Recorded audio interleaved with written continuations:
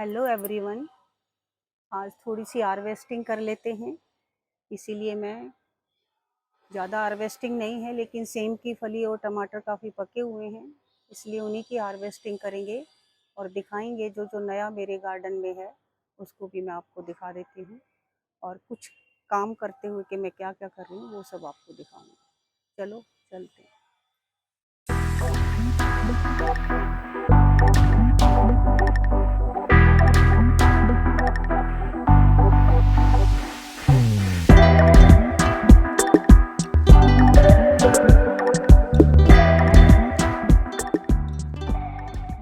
टमाटर की हार्वेस्टिंग कर लेते हैं थोड़ी सी।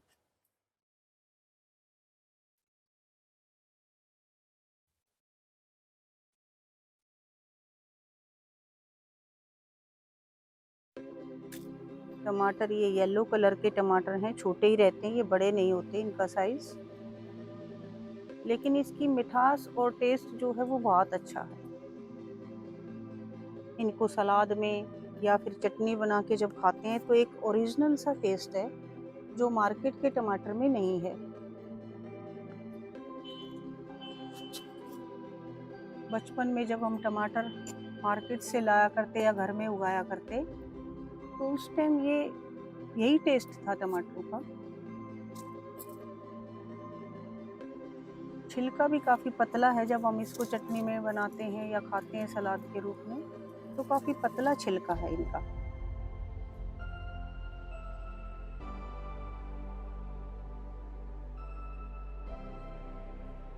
ये जो टमाटर के पेड़ हैं इनमें कुछ टमाटर ये येलो टमाटर हैं और कुछ जो हैं बड़े टमाटर के भी पेड़ हैं।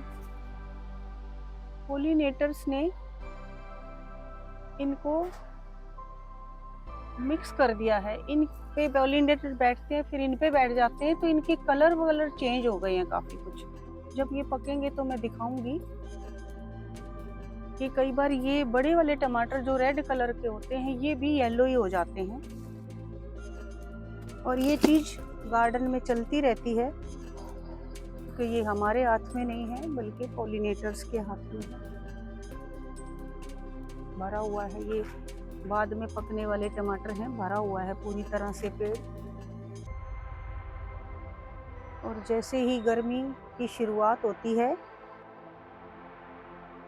जो सब्जियां हैं सर्दी की वो फटाफट पकने लग जाती हैं। साइज़ भी उनका उतना बड़ा नहीं हो पाता जितना बड़ा अगर सर्दी में ये हो जाता कि मौसम के साथ साथ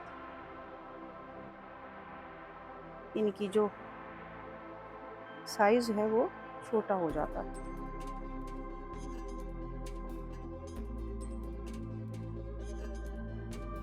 ये बैंगन के पेड़, खूब सारे बैंगन बड़े होते हुए अब हमें जल्दी बैंगन भी खाने को मिल जाएंगे। ये पिछले साल के मेरे पेड़ हैं, इनकी मैंने प्रूनिंग कर दी थी सर्दी में। ये गर्मी में ही बैंगन के मतलब पूरे साल लगभग दे देते हैं, सर्दी का एक महीना लगभग मिड दिसंबर से मिड जनवरी या पूरी जनवरी 1.5 महीने तक ये फ्रूटिंग इनमें नहीं होती। उस टाइम पे सभी पौधों में फ्रूटिंग और फ्लावरिंग नाम मात्र की रह जाती है, लेकिन गर्मी आते इनमें फुटाव शुरू हो गया और इनमें फिर से फ्रूटिंग और फ्लावरिंग शुरू हो गई है।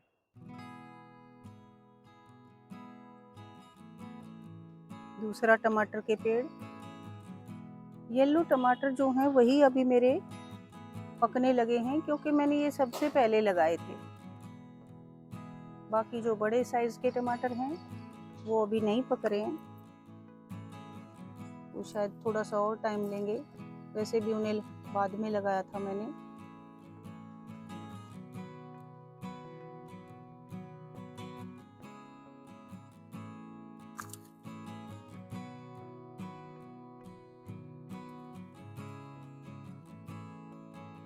पेड़ों को जो है वो मॉडरेट क्लाइमेट की ज़रूरत पड़ती है। ज़्यादा सर्दी में भी ये फ्लावरिंग और फ्रूटिंग नहीं करते, और ज़्यादा गर्मी, अब धूप इस साइड ज़्यादा होने लगी है, उसमें भी इनकी फ्लावरिंग और फ्रूटिंग पे जो है इफ़ेक्ट पड़ता है। उतनी अच्छी नहीं होती, इतने बड़े साइज़ भी नहीं हो पाते, फटाफट पकने लग जाते हैं ये। तो एक ज़्यादा गर्मी और ज़्यादा सर्दी दोनों ही नुकसानदायक हैं पेड़ों की डेवलपमेंट के लिए।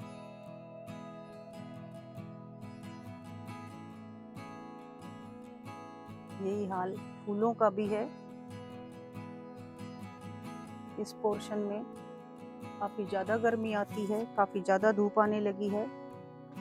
यही वजह है कि ये सारे के सारे टमाटर जो हैं वो पक गए हैं। छोटे साइज़ के भी हैं, वो भी पक गए हैं। और मिट्टी भी, क्योंकि ये पॉट में है तो बड़ी जल्दी सूख जाती है इनकी मिट्टी। मिट्टी जो है मॉइस्ट रहनी चाहिए प्लांट्स की, तभी उनकी ग्रोथ सही से हो पाती है।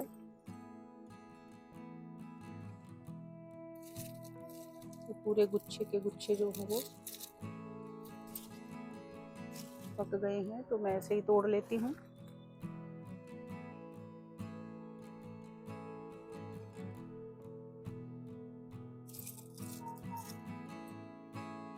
बस ये भी पूरा गुच्छा का गुच्छा पक गया है, तो मैं इसको भी पूरा गुच्छा ही तोड़ लेती हूँ, काफ़ी टाइम लग जाता है। आज मौसम भी काफ़ी अच्छा है, वरना इस टाइम तक काफ़ी तेज़ धूप हो जाती है छत पे और मैं इनकी हार्वेस्टिंग भी नहीं कर पाती ठीक से।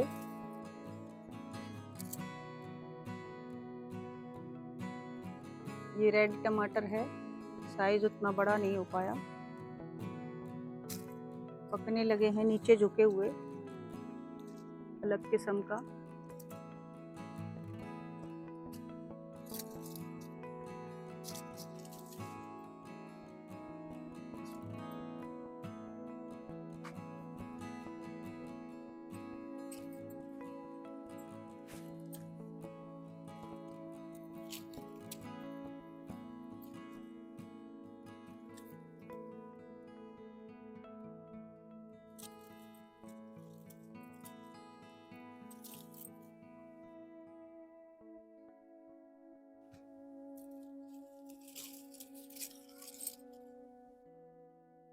कुछ टमाटर जो है वो टूट के भी गिर जाते हैं, एक आध टमाटर ज़्यादा पक जाता है तो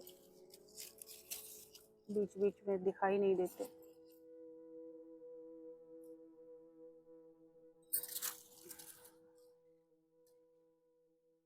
लेमन ग्रास है, हाथों को काट देती है। इसके पत्ते जो है काफ़ी नुकीले हैं। टमाटरों के पास रखी है मैंने।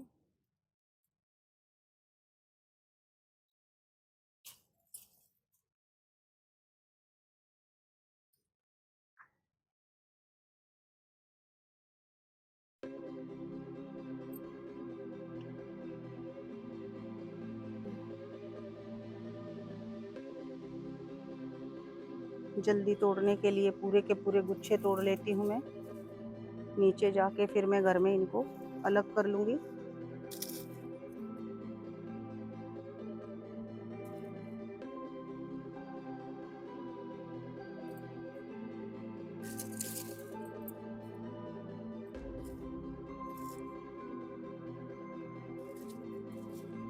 अंगूर जितना साइज है इनका, इसलिए काफ़ी देर लग जाती है इनकी हार्वेस्टिंग करने में। एक एक टमाटर को तोड़ो तो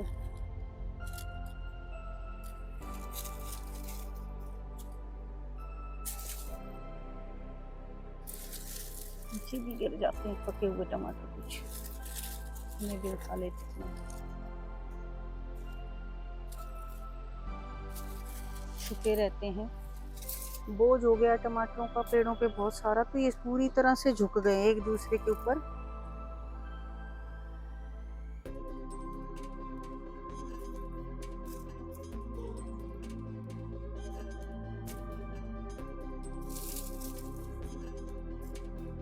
अगर इन्हें ऊपर मैं उठाऊं तो इनकी डंडियां टूटने का डर रहता है। टमाटर की जो स्टेम है वो काफ़ी नाजुक होती हैं, ज़्यादा मजबूत नहीं होती।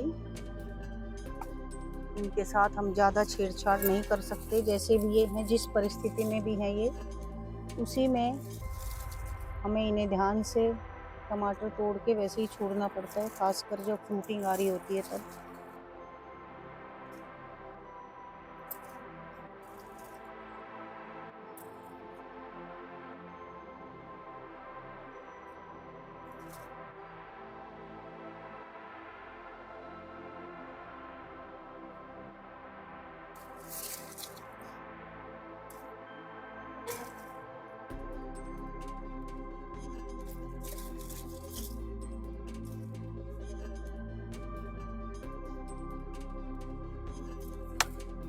ये मेरे दूसरे टमाटरों के अंदर भी चले गए हैं कुछ।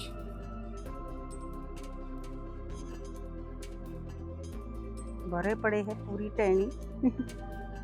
बड़े ध्यान से इसको संभाल के रखना होता है। अगर टहनी जरा सी भी टूट गई तो बाकी जितने भी टमाटर हैं लगे हुए वो भी सारे बेकार हो जाएंगे, सूख जाएंगे कच्चे। ये जैसे ये एक टूट गई है तो ये बेकार हो गए सारे।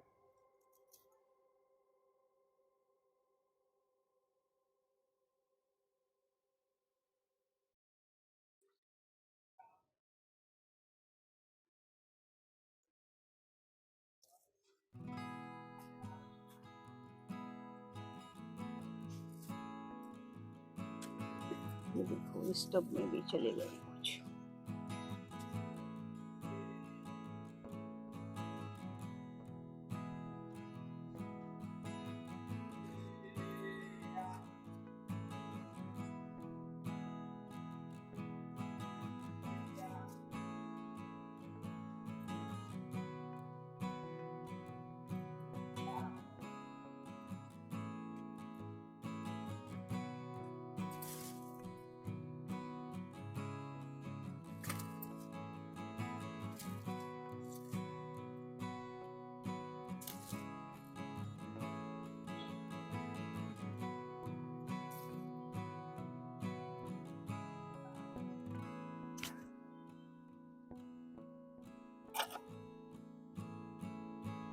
कुछ टमाटर इनपे से पहले भी टूट चुके हैं और अब बाकी भी इस पूरी की पूरी लड़ी के टूट गए, बचे थे वो भी पक गए।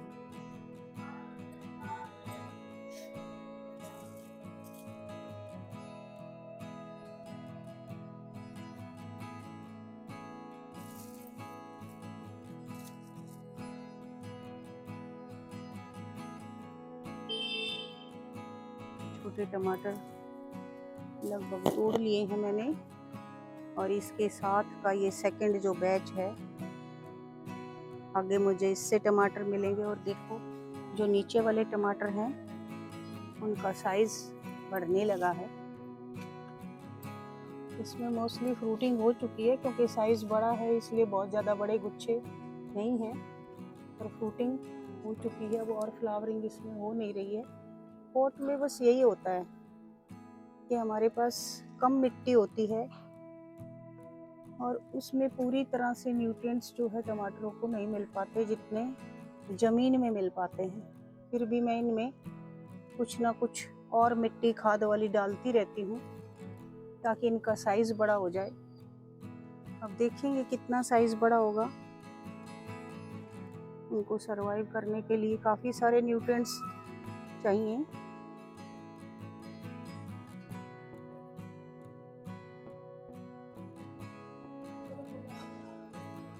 और ये जो टमाटर का पेड़ है थोड़ा सूख गया है, इसमें कीड़ों का अटैक हो गया है शायद। कुछ पक गए हैं, इतने और बड़ा साइज इनका हो सकता था क्योंकि कुछ साइज अच्छा था इनका, पर इसी वजह से शायद कीड़े का अटैक इस पे हो गया है और ये उतना हेल्दी नहीं है। देखो टमाटर खूब सारे लगे हैं इसमें, लेकिन टमाटर जो है हेल्दी नहीं है। टमाटर का जो पेड़ है वो हेल्दी नहीं है।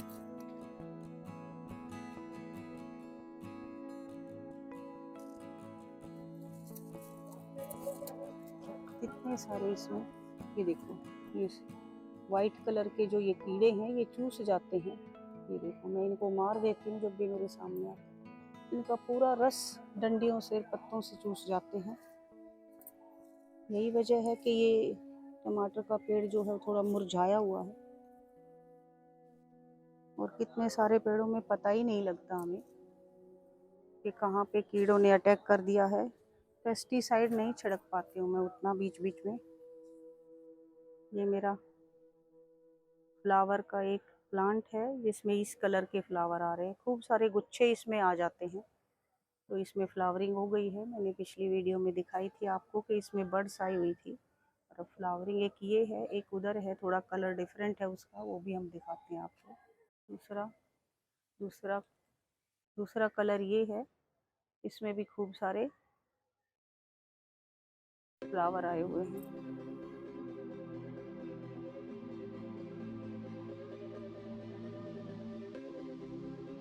अब सेम की तुड़वाई कर लेते हैं टमाटर के बाद।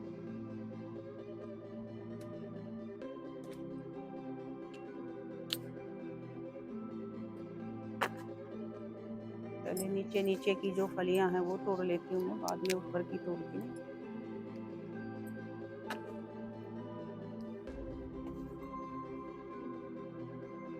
ये फलियां छोटी हैं, बड़ी फलियां तोड़ लूँ। छोटी जब बड़ी हो जाएंगी तो एक बार सब्जी और बन जाएगी, वो ग्रोथ कर लेंगी। ये घर की सेम है, ऑर्गेनिक है, तो इसका टेस्ट भी बहुत अलग है। मैंने मार्केट से भी लाके देखी थी सेम, जब मेरी बीच में इसमें हार्वेस्टिंग नहीं हुई, उसमें वो टेस्ट मुझे आया नहीं जो इसमें मिठास रहती है। टमाटरों में या सब्जियों में जो नेचुरल मिठास इनमें है वो उनमें नहीं है। इन्हीं चीज़ों को देख के हमारा मन करता है कि जितना हो सके हम ऑर्गेनिक की तरफ जाएं, टेस्ट वाइज भी और हेल्थ वाइज भी, दोनों ही तरीके से ये काफ़ी अच्छी साबित हुई हैं। और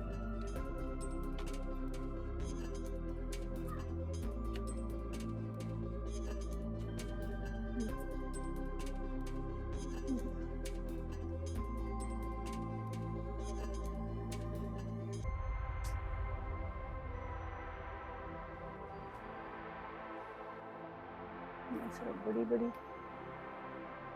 फलियां तोड़ रही हूँ, छोटी अभी मैंने छोड़ दी है।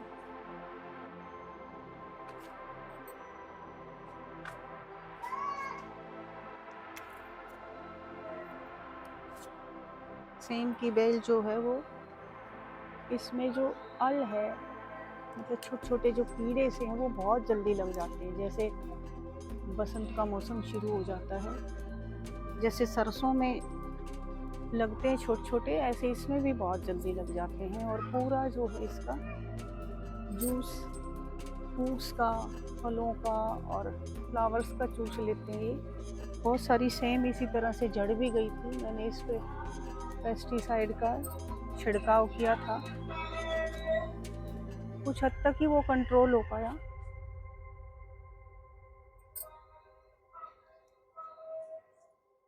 पूरी तरह से कंट्रोल नहीं हो पाया पेस्टिसाइड, फिर भी ये हमें खाने के लायक तो मिल ही गए।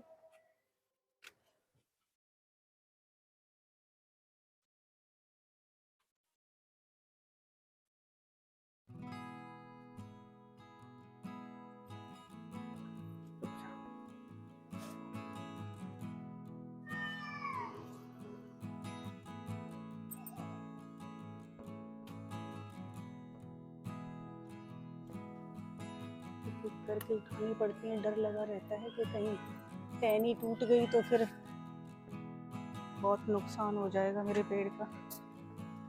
काफ़ी टाइम लग जाता है दोबारा से एक नई टहनी स्टेम आने में।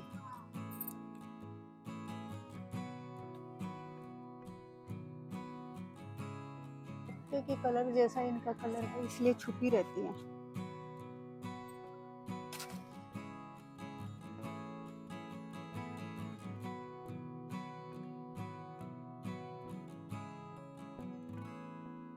नीचे नीचे की तो सारी हाथ से टूट जाएंगी, लेकिन मुझे कुर्सी लानी पड़ेगी या कोई और साधन इस्तेमाल करना पड़ेगा जिससे कि मैं ऊपर की से इनको तोड़ सकूं, वरना वो सारी पक जाएंगी।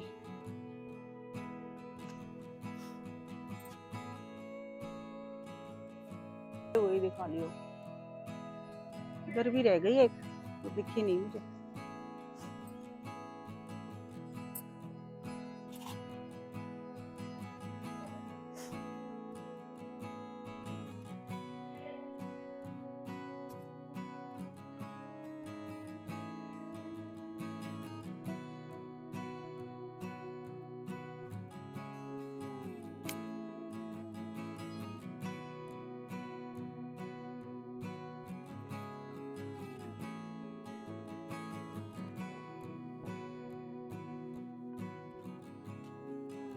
ऊपर से सेम की फलियों को तोड़ने के लिए मैंने परमानेंट सीढ़ी लगाई हुई है यहाँ। रोज रोज अगर मैं सीढ़ी को हटाती हूँ तो मेरे कुछ प्लांट टूट जाते हैं।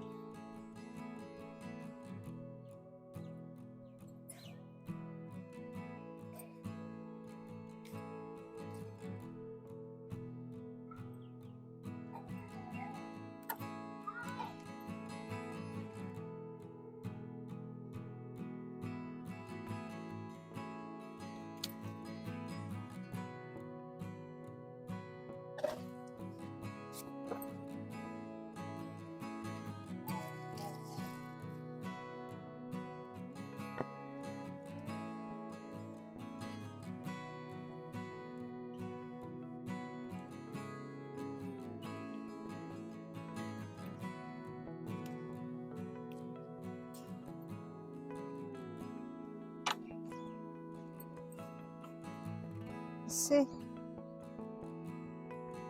बड़ी बड़ी फलियां तोड़ने से जो बेल का बर्डन है वो भी काफी कम हो जाता है, और नई जो ग्रोथ हो रही है इसमें, जो नए फ्लावर आ रहे हैं वो भी कन्वर्ट हो जाते हैं फलियों में। नहीं तो ये अक्सर झड़ जाते हैं, जब इनके पास एक लिमिटेड एनर्जी है तो झड़ जाते हैं, फिर फ्लावरिंग जो है फ्रूट में कन्वर्ट नहीं होती।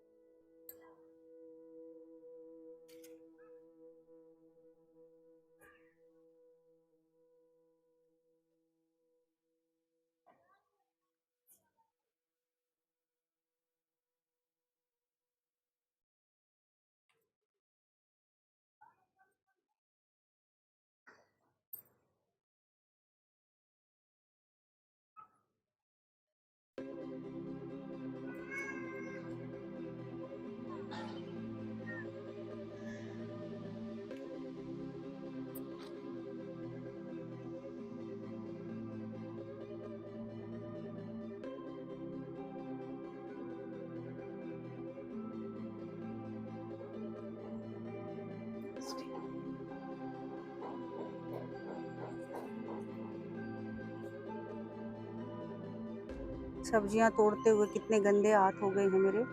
पोल्यूशन बहुत है, कंस्ट्रक्शन होती रहती है, इसलिए पेड़ पौधों पे बहुत गंदगी जमा हो जाती है।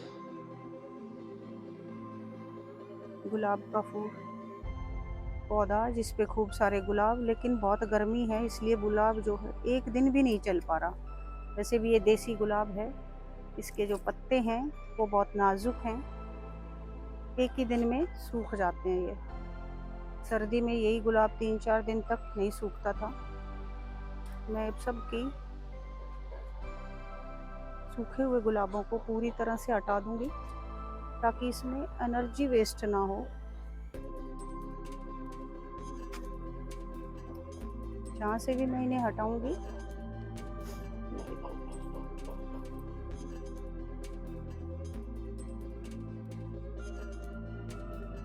और आज मैंने चाय की पत्ती का पानी भी बना रखा है गुलाब के लिए।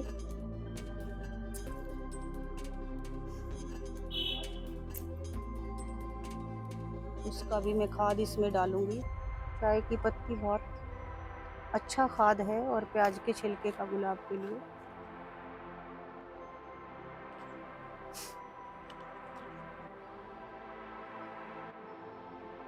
ये सारे गुलाब जो थे सूखे हुए थे,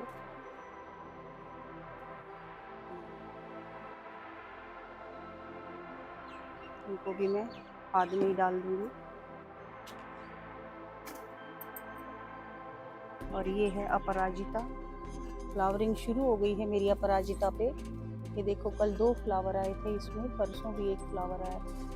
मैं इन्हें तोड़ देती हूँ, ज़्यादा इसकी फलियाँ नहीं बनने देती।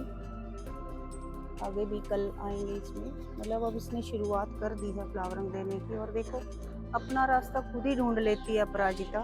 मैंने कोशिश की इसको यहाँ चढ़ाने की, पर इसने अपना इधर उधर ही रास्ता ढूंढ लिया है। और आगे भी ये ऐसे ही चलता रहेगा। ये है मेरा ड्रम स्टिक का प्लांट, जो मुश्किल से साल भर का भी नहीं है। और ये देखो इसमें फ्लावरिंग आ गई है। सारे पत्ते गिरा दिए इसने, हालांकि पत्ते आ गए थे। और पता नहीं ये पॉलिनेट होता है कि नहीं, पर मैं देखो पॉलिनेशन की ब्रश से ही पॉलिनेशन कर रही हूँ इसको। पहली फ्लावरिंग है ये। अगर एक आध फ्रूट बन जाता है तो ठीक है, वरना कोई बड़ी बात नहीं है। ड्रम स्टिक की ये खासियत है कि ये लगभग साल भर में और इतने से ही पॉट में आपको आपके घर के लायक जो है फ्रूटिंग और ड्रम स्टिक दे देगा। वैसे तो इसकी हर चीज़ बहुत ही अच्छी है, इसके पत्तों का, इसके फूलों का, इसकी जो फ्रूट्स हैं उन सब का यूज़ है। तो मैंने ये घर के लायक यहीं उगा लिया है। देखते हैं अब इसमें कितनी फ्रूटिंग होगी। ये मेरी तोरी की बेल है, देखो इसने ये कटारा भी छोड़ना शुरू कर दिया है। अब ये ट्रांसप्लांट की हालत में है, इससे ज़्यादा इसको नहीं रख सकते हम। और पॉट अभी खाली है नहीं मेरे पास अलग से। और ये गोभी का पॉट है जो मैंने बाद में लगाई है, पर शायद मुझे लगता नहीं है गोभी हो जाएंगी। इनमें कीड़ा लग गया है गर्मी में।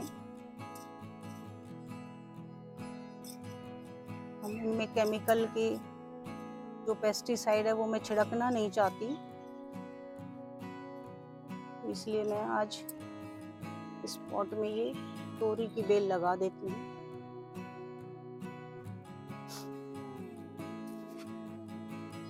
तोरी के लिए वैसे भी खुला पॉट चाहिए मुझे। आज मौसम भी ज़्यादा गर्म नहीं है। मोस्टली जो ट्रांसप्लांट है पौधों को वो रात को किया जाता है, शाम को करो तो रात भर में वो जो है अपने आप को शॉक में नहीं जाते और सेट कर लेते हैं मिट्टी के साथ। पर मौसम अच्छा है और मेरी ये देखो कितनी अच्छी इसकी रूटिंग है, रूट बॉल देखो कितनी अच्छी है।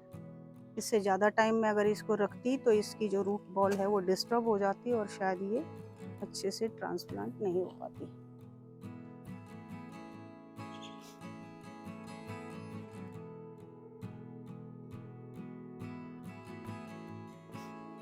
काफ़ी खाद था मेरी मिट्टी में जब मैंने गोभी की इसमें बुआई की थी, पौध लगाई थी, तो मैंने इसको पूरा चेंज कर दिया था। काफ़ी सारा खाद था इसमें। बाकी भी मैं खाद बीच में इसमें डालती रहूँगी। मिट्टी बहुत अच्छी होनी चाहिए, तभी वो अच्छी फ्रूटिंग करते हैं। ये लगा भी दिया है मैंने और मैं अब इसमें पानी डाल दूँगी। पौधों को ट्रांसप्लांट करते वक्त अच्छा पानी डाल देना चाहिए और फिर उसके बाद कई दिन इनमें पानी भले ही ना डालें। एक बार अच्छा सा पानी डाल दे पूरी तरह से। अभी भी पानी शायद मेरा कम रह गया है और लेके आती हूँ।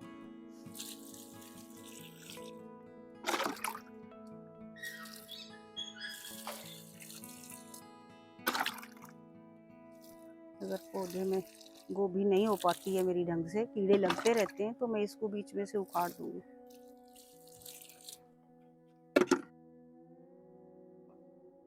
आज की मेरी हार्वेस्टिंग, खूब सारी सेम की फलियां और ये टमाटर। Thank you.